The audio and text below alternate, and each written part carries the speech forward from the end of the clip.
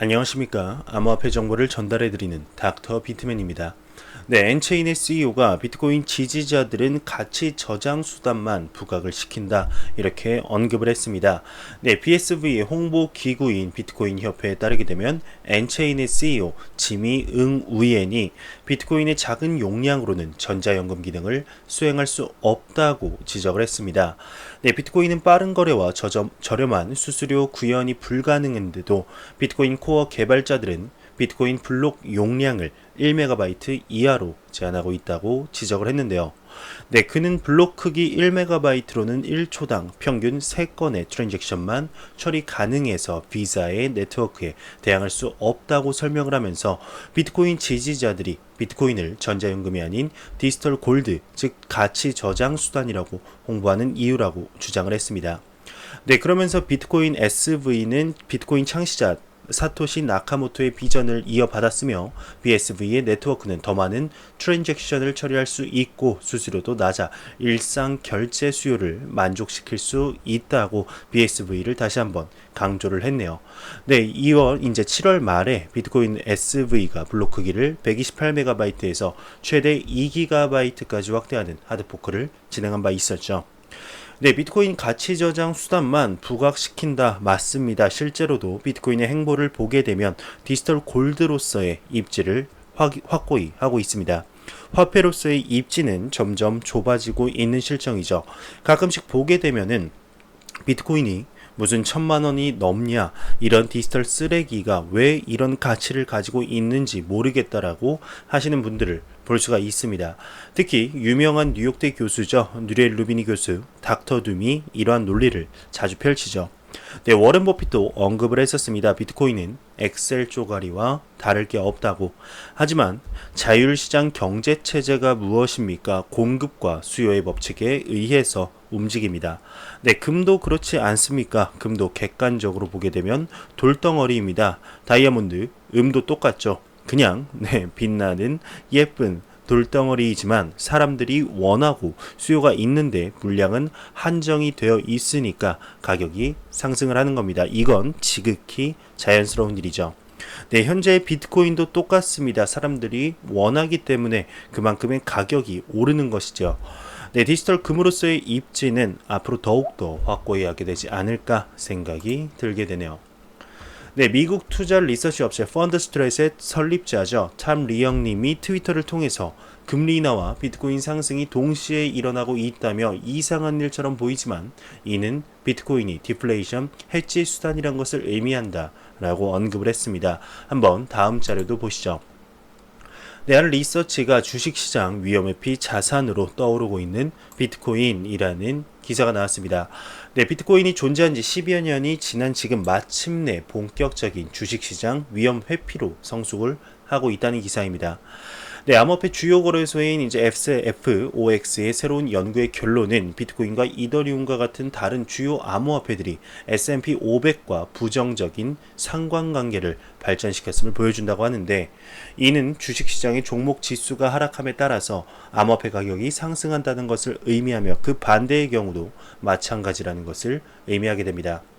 네, 지난 30일 동안 S&P와 비트코인의 상관관계는 마이너스 0.402인 반면에 이더리움 주식시장과 이제 상관관계는 마이너스 0.332라고 하네요. 네, S&P 500과 암호화폐 부정적인 상관관계는 비트코인이 5개월 만에 처음으로 6,000달러를 돌파한 5월에도 관찰이 되었다고 하는데, SFOX에 따르게 되면 이러한 현상은 암호화폐가 점점 더 전 세계적인 혼란 시기에 안전한 보호 장치를 제공하는 것으로 간주되고 있기 때문이라고 합니다. 네, 금을 대체하지는 못하지만 암호화폐가 금에 비해 S&P 500과 더 부정적으로 상관관계가 있었다고 하네요.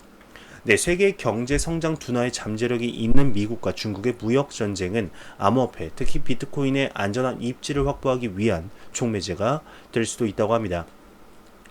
네, 이 데이터는 몇 달 동안 투자자들이 비트코인을 세계 시장에 대한 위험 회피 수단으로 사용할 수 있다고 제안해 왔는데, 많은 사람들이 관세 인상과 세계 통화 불안이 시장에 미칠 영향에 대해 불확실함에 따라서 투자자들이 암호화폐의 미래에 대해 똑같이 확신하지 못하는 경우가 있을 수 있다고 하는데, 네, 안전 피난처 증명이라는 이 부제를 보도록 하겠습니다. 네, 이번 주에 비트코인과 주식 시장의 부정적 상관관계가 전면적으로 이렇게 드러났다고 합니다. 네, 표만 보셔도 아시겠죠? 지금 다우 30 지수가 800포인트 가까이 떨어졌는데, 비트코인은 3주간의 최고치인 12,300달러, 300달러에서 이제 이렇게 했다고 합니다. 네, 전혀 완전 상반된 모습을 보여주고 있는데요. 네, 이렇게 지금 마지막 보게 되면은 비트코인이 11,700달러로 다시 하락을 하면서 S&P 500이 다시 회복을 하는 모습을 보여줬다고 하네요. 네, 현재 금리 인하부터 시작을 해서 전 세계의 모든 거시적 경제 문제들이 위험해지고 있습니다. 네, 금리 인하 언제 하는 건지 이제 제 영상을 보신 분들이라면은 어느 정도 아실 거라고 생각을 합니다. 네, 경기가 어려울 때 하는 거죠. 네, 미국 지금 전례 없는 호황을 누리고 있다는데 금리 인하를 왜 시킬까요? 네, 미국의 높으신 분들은 아시는 거죠. 언제 꺼질지 모르는 호황이란 걸. 네, 이뿐 아니라 중국도 미중 무역이 한층 강화되면서 경제뿐만 아니라 전 범위에 걸쳐 타격을 입고 있습니다. 1달러가 7위안이 되는 만큼 자국 통화의 가치도 하락을 하고 있죠. 네, 현재 영국의 상황은 또 어떻습니까? 현재 10월에 브렉시트가 되니 많이 이제 말이 많은 가운데 브렉시트 강경파인 보리스 총재가 당선이 되면서 한층 더 브렉시트의 기운이 거세지고 있습니다. 네, 영국의 여론조사 결과 브렉시트를 찬성하는 국민들이 더 많다고 합니다. 사실상 거의 결정됐다고 해도 무방한데요. 이뿐 아니라 일본과 우리나라의 갈등도 화이트 리스트에서 제외하면서 갈등이 격화되고 있습니다. 네, 세계의 갈등은 갈수록 심화되고 있는데 이에 대한 해지 수단으로, 즉 자산을 지킬 수단으로 비트코인과 금이 대안으로 떠오른 거죠. 네, 그 중에서도 더 큰 수익률을 기대할 수 있는 비트코인으로 자금이 몰릴 가능성이 높다는 것입니다.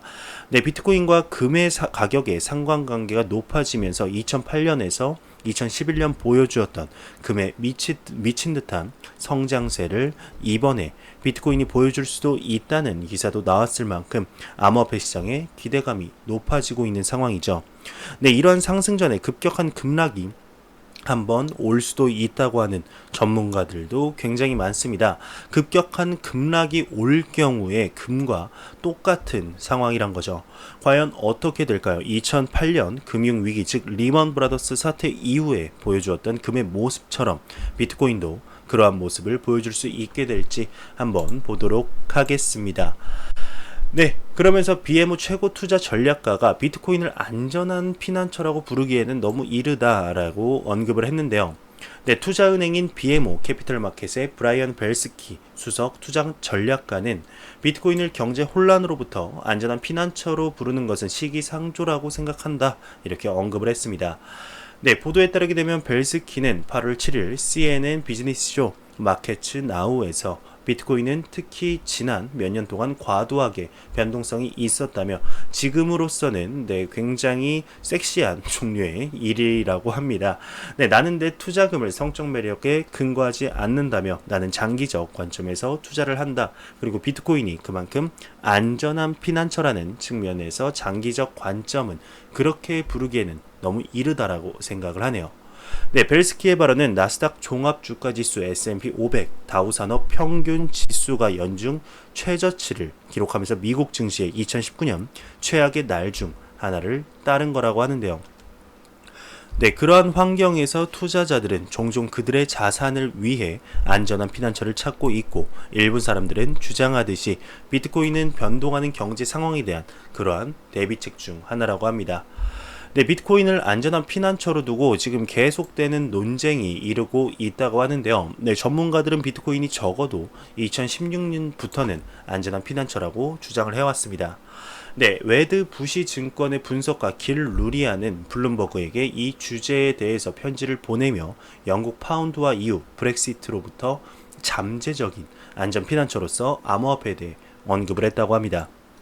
네, 소비자들이 비트코인을 금과 마찬가지로 세계통화 시스템과 무관한 자산으로 구입하고 있기 때문에 지난 며칠 동안 비트코인이 브렉시트의 혜택을 일부 본 것으로 본다. 만약 유럽의 다른 나라들도 비슷한 길을 추구한다면 나는 그들 시민들 중 일부가 영국의 경험을 보고 비트코인으로 그들의 자금의 일부를 보호하기를 바랄 것이다. 비록 비트코인이 변동성이 있긴 하지만 몇 주 안에 당신의 돈이 10에서 30% 정도 평가절하될 것이라는 것을 아는 것보다 차라리 변동성이 더 낮다. 자국의 화폐의 가치가 낮아질 것을 암에도 불구하고 그것을 들고 있는 것은 멍청한 짓이다라고 얘기를 하는 거죠. 네, 그러면서 일부에서는 비트코인이 여전히 고위험 투자 수단으로 여겨지고 있는 반면 다른 곳에서는 비트코인을 궁극적인 안전 피난처 투자처로 이렇게 보고 있다고 하네요. 네, 한편 암호화폐 결제 업체 서클의 제레미 얼레이어 대표가 5일 현재 진행 중인 중국과 미국의 무역 전쟁과 같은 거시 경제적 혼란은 비트코인의 최근 성장 원인이라고 말한 바 있다고 하면서 기사가 마무리되고 있습니다. 이러한 모든 것들이 지금 암호화폐 시장에 맞춰서 쳇바퀴가 굴러가는 듯한 모습을 느끼는 건 저뿐만이 아니라고 생각이 드네요. 네, 비트코인이 세계에서 11번째로 큰 통화다. 한국보다 한 단계 위라고 하는데요. 과연 뭔 얘기일까요? 네, 비트코인은 10년 동안 존재하면서 기하급수적으로 성장을 했죠. 현재 지구상에서 11번째로 큰 화폐가 되었다고 합니다.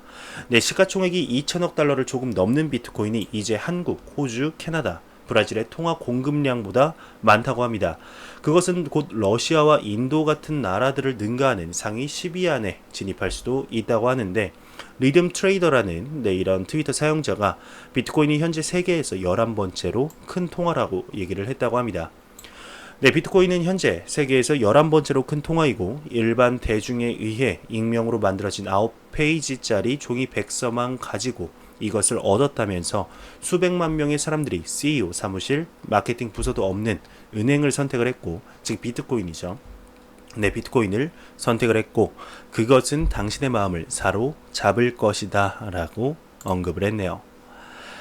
네, 암호화폐 전문 미디어 AMB 크립토에 따르게 되면 인도 대법원이 8일 인도 정부 부처 고위 관계자로 구성된 암호화폐 위원회 IMC가 작성한 암호화폐 규제 법안 심리를 내년 1월로 연기를 했다고 합니다. 네, 해당 법안은 정부 측 변호사에 의해서 대법원에 제출이 됐다고 하는데 오는 겨울 이 법안이 의회에서 논의될 수 있도록 심리 연기를 요청했다는 게 설명이죠. 네, 지난 7월 22일 전 재무장관 및 인도 정부 부처 고위 관계자로 구성된 암호화폐 위원회가 인도 당국에 암호화폐 관련 활동을 전면 금지할 것을 제안을 하고 암호화폐 거래자에 벌금을 부과하는 등의 처벌 방안이 담긴 암호화폐 금지 및 디지털 통화 규제 초안을 제출한 바 있었습니다. 네, 현재 인도하면 암호화폐 전면 금지 국가의 대명사로 꼽히고 있죠. 네, 인도에서 암호화폐에 대한 스탠스를 손바닥 뒤집듯이 뒤집다가 지금 현재는 암호화폐 시장에 대한 금지 스탠스로 확실하게 돌아선 상태입니다. 네, 많은 전문가들이 얘기를 했듯이 인도가 암호화폐를 전면 금지하면 국제금융 위기에서 10년 국제금융 경기죠. 네, 국제금융 경기에서 이제 10년 퇴보할 것이라고 얘기를 했는데 이러한 일이 실제로 이루어지지 않았으면 좋겠습니다. 기적적으로 다시 한번 인도에 대한 스탠스가 바뀌길 바라봅니다. 네, 드디어 코빗 거래소가 12일 원화 입금 서비스를 재개한다고 합니다. 5월 달부터 금지되었던 코빗이 드디어 12일 이렇게 거래소 원화 입금이 재개된다고 하는데 약간 원화 입금 서비스 정책이 바뀌었습니다. 네, 변경 전에는 원화 입금 시 즉시 원화 잔고가 반영이 됐는데 변경 후에는 원화 입금 시 72시간 이후 원화 잔고가 반영이 되고요. 암호화폐 출금 지연 정책도 좀 변경이 됐습니다. 변경 전에는 3등급 이하 회원 원화 입금 후 입금 반영 시 최대 72시간 출금 심사 후에 출금이 가능했는데 이제 2019년 8월 12일 오전 9시부터 전체 회원 대상으로 모든 암호화폐 출금 요청 시 최대 48시간 이틀의 출금 심사 후에 출금이 된다고 하네요. 네, 지금 2달 만이죠. 코빗의 원화 입금 서비스가 재개된다고 합니다. 코빗 거래소를 이용하시던 투자자분들이라면 굉장히 반가울 소식이 아닌가 싶습니다. 아닌가요? 네. 최근 정보보안 실사와 자금 세탁 방지 실태 조사에서 적정한 의견을 받아서 신한은행과 실명 계좌 연장에 성공을 했다고 합니다. 네, 지난 5월 말부터 이제 원화 입금 서비스가 중지가 되어서 곡소리가 커뮤니티 여기저기에 나오면서 수많은 찌라시도 돌았던 것이 사실입니다. 네, 이를 계기로 코빗이 그동안 고객 보호를 위해 분산돼 있던 기능들을 한 곳으로 집중해 관리할 계획이라고 하는데요. 네, 금융사기에 대응하기 위해서 이상거래 탐지 시스템 FDS를 통해서 입출금 제한 정책을 강화하고 고객 등급과 자금 세탁 방지도 강화를 한다고 합니다. 네, 위 기사에서도 보듯이 예전에는 즉시 원화 입금이 장고에 반영이 됐는데 지금은 72시간이라고 하니까 살짝 좀 아쉬운 것 같습니다. 네, 코빗 대표인 이제 박상곤 대표도 그동안 코빗을 믿고 거래해주신 고객분들에게 감사드린다라면서 이야기를 했는데 사실상 이러한 원화 입금이 2개월 동안 금지가 되어 있어서 코빗을 믿고 투자했던 많은 투자자들이 다른 거래소를 이용하지 않을까 하는 생각이 드네요. 네, 거래소는 이제 수수료를 먹고 사는 입장인데 2개월 동안 입금 금지를 한 것에는 기사에 나온 내용 말고 우리가 모르는 또 다른 무언가가 확실히 있다고 생각이 듭니다. 네, 그래도 정상적으로 12일에 원화 입금이 된다고 하니까 다른 거래소와 벌어졌던 현재 말도 안 되는 가격 차이가 곧 정상화되지 않을까 생각이 들게 됩니다. 네, 또 한 번 거래소 소식입니다. 암호화폐 거래소 코인원이 안정성 개선을 위해서 두 개 회사와 파트너십을 맺었다고 합니다. 네, 한국의 주요 암호화폐 거래소죠. 코인원, 사이버 보안 감사 회사인 서틱과 글로벌 암호화폐 정보 공시 플랫폼 쟁글과 제휴를 하면서 암호화폐 투자자들에게 더 많은 안정성과 투명성을 제공한다고 이렇게 보도가 났는데요. 네, 보도에 따르게 되면 코인원은 8월 7일 홈페이지 내에 공지사항을 통해 이 소식을 전했다고 합니다. 네, 공지사항에 따르게 되면 서틱과 쟁글은 각각 공개 계약 정보와 스마트 계약 감사 정보를 제공할 것이라고 하는데요. 네, 쟁글은 그들의 공시가 프로젝트를 보다 투명하게 할 뿐 아니라 암호화폐 투자자 보호를 제공할 것이라고 명시를 했습니다. 네, 이런 공시에는 새로운 토큰, 프로젝트의 사업 모형의 변경, 그리고 토큰 지배 구조, 그리고 투자 주식의 변동성에 대한 정보가 포함될 수도 있다고 하네요. 네, 반면에 이제 서틱은 감사 정보를 코드 보안상의 착취에 관한 문제에 대한 예방책으로 제공한다고 하네요. 네, 코인원 하면은 이제 리플과의 파트너십으로 유명한 거래소죠. 보안을 더욱 강화하겠다는 소식은 반길만한 소식인 것 같습니다. 네, 전 세계적으로 암호화폐 거래소가 새롭게 나타나면 수명이 18개월이라고 합니다. 네, 오픈한 거래소의 70%가 이 시기 안에 없어진다는 얘기인데요. 네, 그 주요한 원인이 이제 보안, 즉 해킹으로 인해 없어지는 경우가 굉장히 많다고 합니다. 네, 이 보안 문제가 암호화폐 시장에 큰 걸림돌이지 않나 생각이 들게 되는데요. 네, 실제로도 많은 기관 및 개인 투자자들이 투자를 망설이는 이유 1순위가 기껏 투자한 내 돈이 해킹 때문에 사라질까봐 걱정이 되어서 못한 이유가 굉장히 많죠. 네, 그거에 관한 니즈를 파악해서 우리는 해킹에 안전하다 이러한 슬로건을 내놓은 펀드사들도 많은 실정입니다. 네, 지금 시기에 없어질 만한 거래소들은 거의 없어진 상태가 아닌가 싶긴 합니다만 간간히 한 개씩 나오는 실정이죠. 지금 살아남은 거래소들은 보안에 더욱 힘을 써서 많은 암호화폐 투자자들이 마음 놓고 투자할 수 있는 환경을 만들어 주었으면 좋겠습니다. 네, 다음 소식입니다. 이제 영국의 암호화폐 투자사가 17년도 암호화폐 거품 시세와 현재 4가지 차이점에 대해서 언급을 했는데요. 네, 영국 암호화폐 투자사인 코인쉐어스의 보고서에서 비트코인의 점유율의 새로운 시대라고 표현을 하면서 현재 비트코인 시장 상황이 17년도 거품 시장에서 보인 4가지 특징을 볼 수가 없다 언급을 했습니다. 과연 어떤 내용일까요? 네, 코인쉐어스는 최신 보고서를 공개하고 새로운 기관 투자가의 자금 유입이 요인이 돼서 올해 비트코인은 강세로 이어지고 있다고 분석을 했습니다. 네, 개인 투자자의 투자가 감소하는 반면 비트코인의 점유율의 새로운 시대와 현재의 비트코인 1변도의 시세 상황을 표현했다고 하는데요. 네, 현재의 68.9%의 비트코인 점유율은 2017년 말의 거품 시세 때의 수준을 훨씬 상회하고 있다고 하네요. 네, 그러면서 2019년 1월에서 6월의 시장 트렌드를 분석하고 2017년도 거품 장세와의 명확한 4가지 차이점을 지적을 했습니다.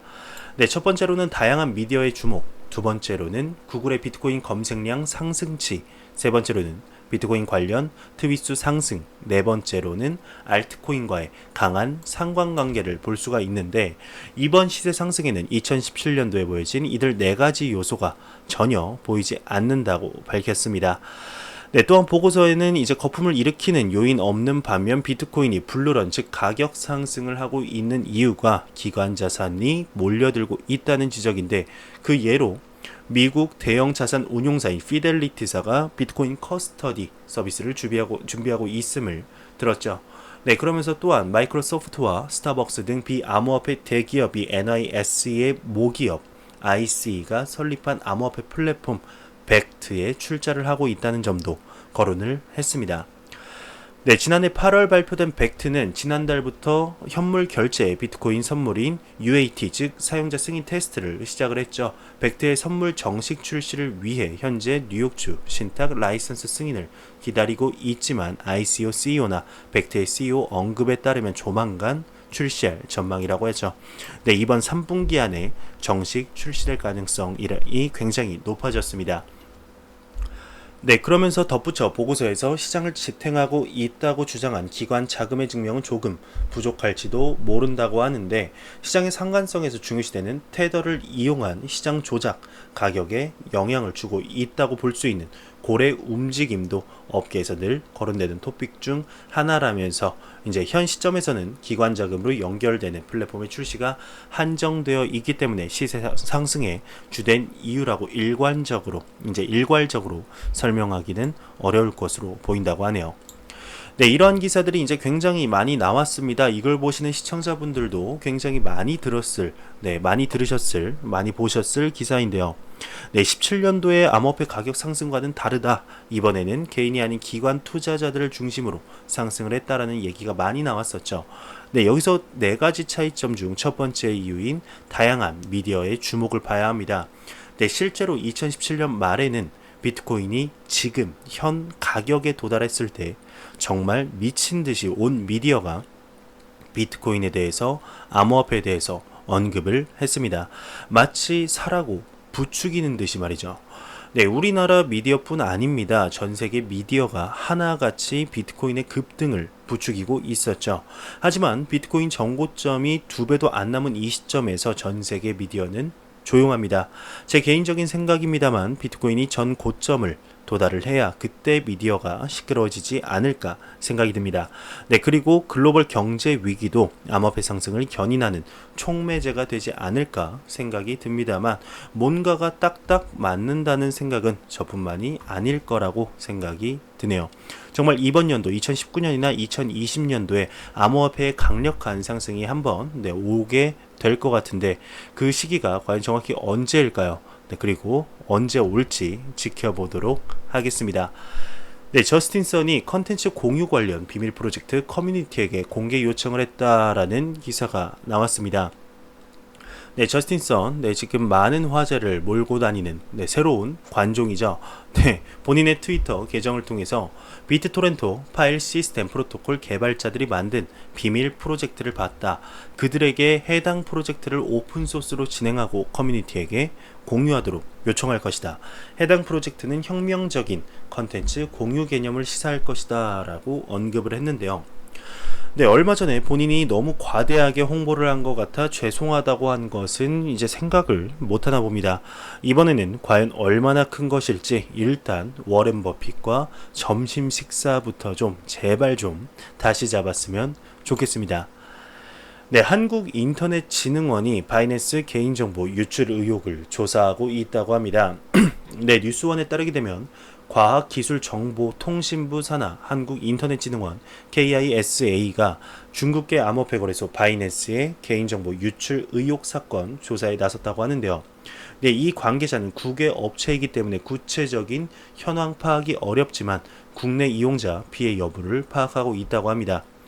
네, 경우에 따라 이제 해당 업체에 공문을 전달하고 현장 조사도 진행할 수 있다고 하는데 이어서 국내 피해자의 규모가 클 경우에 바이낸스 쪽에서 해킹을 당한 것인지 아니면 제3자가 유출할 것인지 여부를 파악할 예정이라고 하네요. 다만 해외 법인이라 현장 조사가 어려울 수 있다고 덧붙였네요. 네, 빠져나갈 구멍을 만든 것이 아닌가 생각이 듭니다. 네, 앞서 지난 7일 바이낸스 회원으로 추정되는 개인정보 수백여 건이 텔레그램방을 통해 유출이 됐고 국내 이용 피해자도 적지 않은 것으로 알려졌다고 하는데 얼굴이 찍힌 사진도 유출이 돼서 해당 정보가 사전 대입 공격 즉 해킹 수법에 활용되는 등 2차 피해 가능성도 우려가 된다고 합니다. 네, 관련 업계에서는 개인정보를 빌미로 금전을 요구하는 협박 사례로 추정을 하고 있다고 하는데 그러나 KISA가 바이낸스를 조사하기 어려울 수 있다는 지적도 나오고 있습니다. 네, 바이낸스는 조세 회피처인 몰타에 본사를 두고 있어서 현장 이런 조사가 쉽지 않다는 거죠. 네, 그러면서 바이낸스 관계자는 만약에 한국 규제 당국이 조사를 요청하면 수용할 것이라면서 이 조사에 적극적으로 가담하는 모습을 볼 수가 있네요. 네, 바이낸스를 투자하고 계시는 분들이라면 조금 더 관심 있게 봐야 되는 기사가 아닌가 해서 한번 가져와 봤습니다. 네, 제가 준비해온 소식은 여기까지입니다. 영상이 도움이 되셨다면 구독과 좋아요 그리고 광고 한 편만 처음부터 끝까지 시청해 주시기 바랍니다. 이 채널은 오직 광고 수익으로 운영이 되게 됩니다. 네, 항상 영상 시청해 주시는 시청자분들, 구독자분들 너무나 감사합니다. 저는 다음 영상으로 찾아뵙도록 하겠습니다. 지금까지 닥터 비트맨이었습니다. 항상 노력하는 유튜버 닥터 비트맨이 되도록 하겠습니다. 감사합니다.